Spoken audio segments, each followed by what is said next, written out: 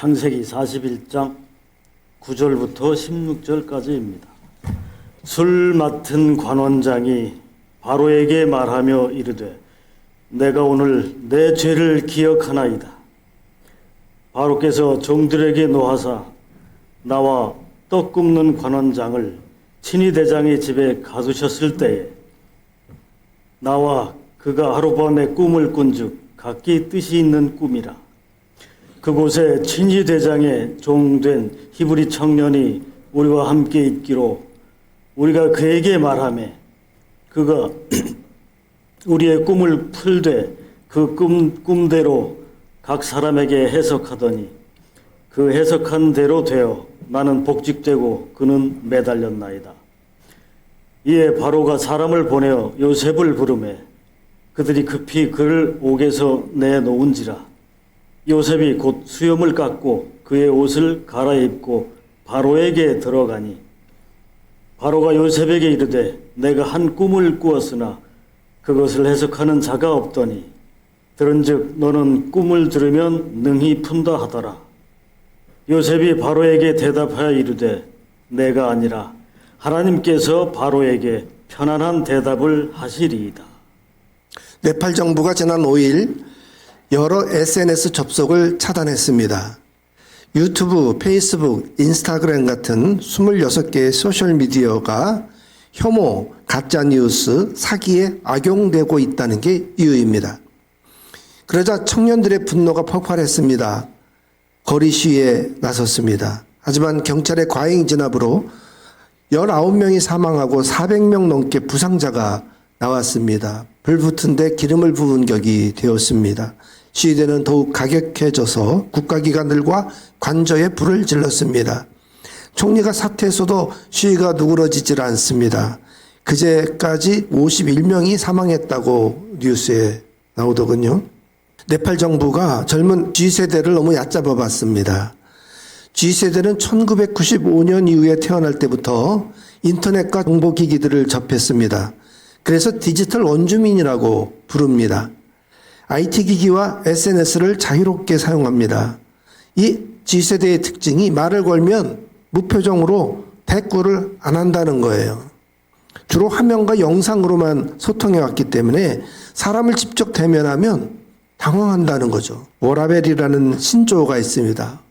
워크-라이프 밸런스라는 첫 단어를 딴 건데 일에만 치우치지 않고 여가도 충분히 즐긴다 뭐 그런 뜻이에요.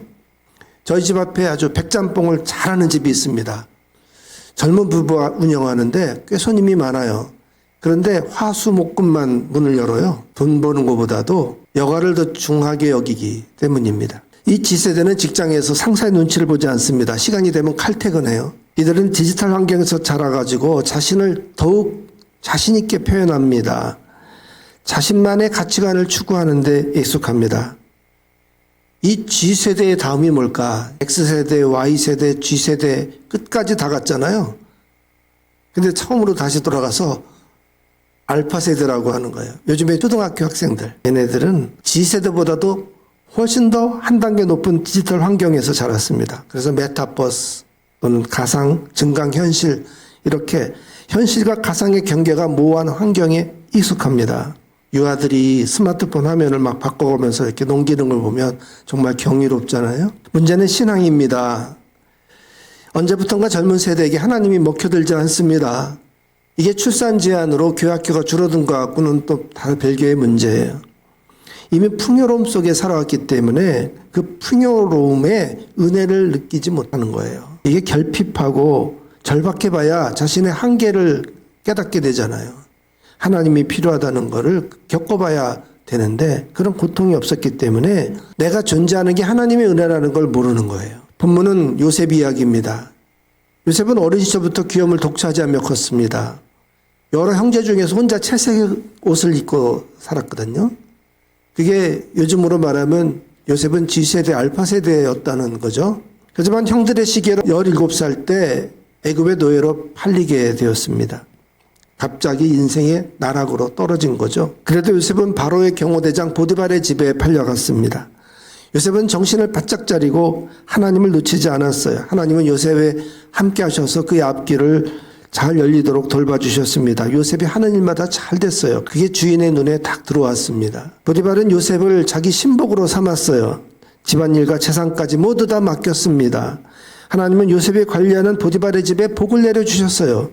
그 복이 집안과 밖과 보디발이 가진 모든 곳에 미쳤습니다. 시간이 지날수록 요셉에 대한 신뢰는 더 두터워졌죠. 요셉은 비록 노예였지만 하나님의 은혜로 그나마 숨통이 튀었습니다. 그런데 요셉의 용모가 준수한 게 문제가 됐어요. 이게 화근이 돼가지고 보디발의 아내가 자꾸 이 요셉을 유혹하기 시작했습니다. 이를 뿌리치다가 억울한 누명을 뒤집어 썼습니다. 보디발은 요셉을 아내 성폭행 미수범으로 오해를 했습니다. 아침인 보디발은 요셉을 감옥에 가두었어요. 이때 정말 죽지 않은 게 다행일 정도였습니다. 얼마나 억울합니까? 아무런 잘못도 없었습니다. 교활한 보디발의 아내가 거짓말한 것 때문입니다. 이제껏 하나님의 은혜가 있었어요. 그런데 왜 갑자기 그 은혜가 끊어진 걸까요? 도대체 뭘 잘못했을까요? 노예가 된 것도 서러운데 그보다 한 단계 더 깊이 밑바닥에 죄수 신분이 되고 말았습니다. 요셉이 감옥살이를 얼마나 했을까요? 요셉이 애굽 총리가 된 게 30살입니다. 그러면 적어도 감옥에서 10년 이상 지냈다는 거예요. 20대 청춘을 고스란히 갇혀서 지냈습니다. 가장 꽃이 피어나는 시기에 청춘을 날린 거예요. 보디발 아내의 속량을 보디발도 잘 알았을 거 아니에요? 그런 세월이 지났으면 이제 오해가 풀릴 만도 하고 요셉을 놓아줄 만하잖아요. 그런데 요셉을 꺼내줄 생각을 하질 않습니다. 까맣게 잊었는지 요셉을 10년 동안이나 감옥에 방치해 두었습니다. 인생이 이 정도로 꼬이면 대부분 엇나가죠. 이제까지 보디발의 집이 자기 때문에 복을 받았습니다. 하나님은 왜 엉뚱하게 보디발에게 자꾸 복을 주실까요? 저주를 내려도 속이 풀리지 않을 지경입니다. 그런데 그 갇혀있는 10년 동안 보디발의 집에 별일이 없는 거예요. 여전히 집안은 잘 돌아갑니다. 이게 다 하나님의 깊은 속내가 있다는 거죠. 다행히 요셉은 하나님께 대들지 않았습니다. 하나님을 원망하지 않았습니다. 요셉은 환경에 적응하는 탁월한 본능이 있었던 것 같아요. 요셉은 감옥에서도 아주 바지런하게 움직였습니다. 성경은 요셉의 불안한 심리에 대해서 아무런 언급이 없습니다. 오히려 하나님이 여전히 요셉과 함께 하시면서 돌봐주셨다. 요셉을 한결같이 사랑하셔서 간수장의 눈에 들게 하셨다라고 적혀 있습니다. 이 부분을 읽다 보면 오히려 요셉에게 인간미가 좀 떨어져 보입니다. 요셉이 보통 사람처럼 하나님께 좀 따지고 징징대야 공감이 가잖아요. 욥처럼 하나님께 고난의 이유를 믿고 내가 왜 이 고통을 당해야 되냐고 따지는 게 정상 아니겠어요? 간수장도 감옥의 죄수들을 요셉에게 모두 맡겼어요. 온갖 일을 요셉 혼자 다 처리하게 했어요. 그리고는 아무런 간섭도 하지 않았습니다. 이건 사실 불법이죠. 직무유기에 해당합니다. 그런데 성경은 이것도 다 하나님의 은혜라는 거예요. 하나님이 함께 하시기 때문에 라는 거죠. 하나님이 요셉을 돌보셔서 그가 하는 일은 무엇이나 다 잘 되게 하셨다. 이렇게 보고하고 있어요. 그나마 다행이죠. 감옥 창살에 갇히 내지 않아도 되었습니다. 차라리 돌아다니면서 그 죄수들 수발드는 게 훨씬 더 편해요. 이 감옥은 좀 특별했습니다. 왕의 죄수들을 가두는 곳이었어요. 그러니까 요셉이 만나는 죄수들은 모두 한때의 왕실 근무자들이었어요. 나중을 생각해보면 요셉이 애굽의 총리가 되었습니다. 모든 행정 사무를 다 관장해야 되는 자리예요. 왕실 돌아가는 거를 꿰뚫어 보고 있지 않으면 이게 어려운 자리입니다. 근데 요셉이 10년이나 감옥에서 썩었지만 거기서 사실은 하나님이 요셉을 훈련시키고 계셨던 거예요. 그러다 바로에게 술을 올리는 자와 떡을 올리는 자가 감옥에 들어왔습니다. 이들은 각각 다른 꿈을 꿨습니다. 요셉이 해몽해 준 대로 술 맡은 자는 복직이 되고 떡 맡은 자는 교수형으로 처형당했어요. 하지만 술 올리는 자는 요셉을 까맣게 잊었습니다. 복직이 되면 요셉의 억울한 누명을 벗겨주기로 약속을 했더랬어요. 그런데 그걸 잊어버리고 야속한 세월이 2년이나 흘렀습니다. 이 2년이 하나님의 시간과 인간의 시간의 차이예요. 만약에 이 술 올리는 자가 요셉을 기억해냈더라면 어땠을까? 당연히 누명을 벗고 감옥에서 나왔겠죠. 그래봤자 여전히 노예 신분입니다. 그러나 하나님은 요셉을 들어서 크고 위대한 일을 이루려고 하셨습니다.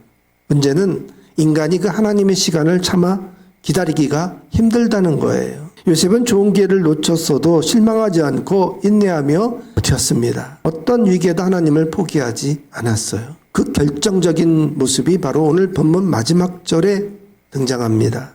16절의 이 한마디가 왜 요셉의 위대한 신앙인지를 보여줍니다.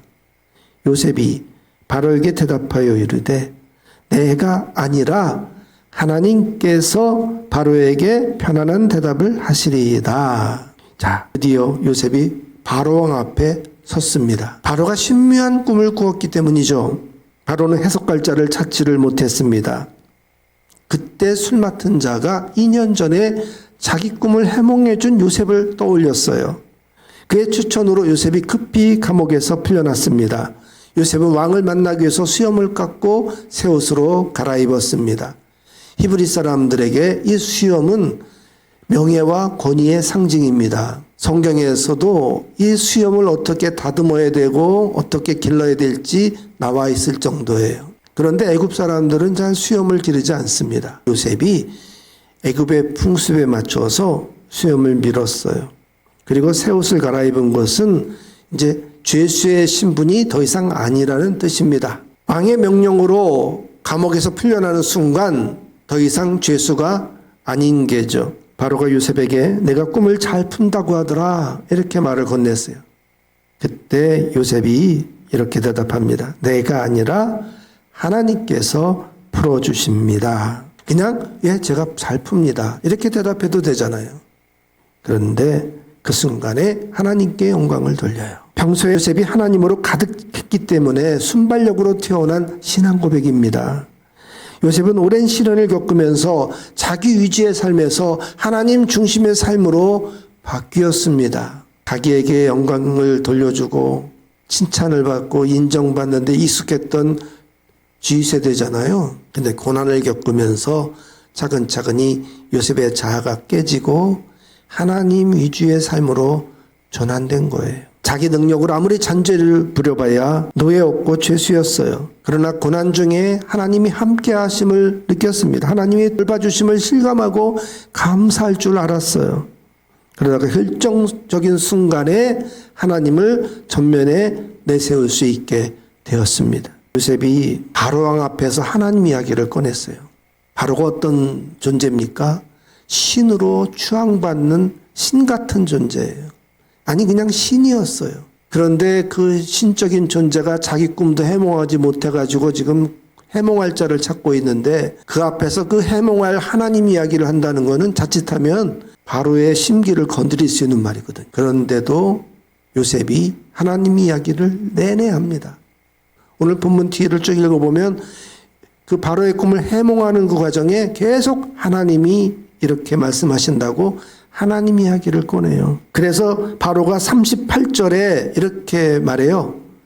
이와 같이 하나님에 감동된 사람을 우리가 어찌 찾을 수 있겠냐 하고 탐복을 합니다. 이게 바로의 신하들한테 한 말이에요. 하나님이 함께 하신 증거가 너무나 뚜렷했기 때문에 아무도 반박하지를 못했어요. 바로가 요셉을 순식간에 이 나라의 총리로 세워도 되겠냐 했을 때 아무도 반박하지 못하게 만들었어요. 왜? 하나님의 영에 충만한 사람, 이런 사람 어디 또 있겠냐 했을 때 평소 같으면 어떻게 그런 젊은 사람을 총리로 세울 수 있습니까?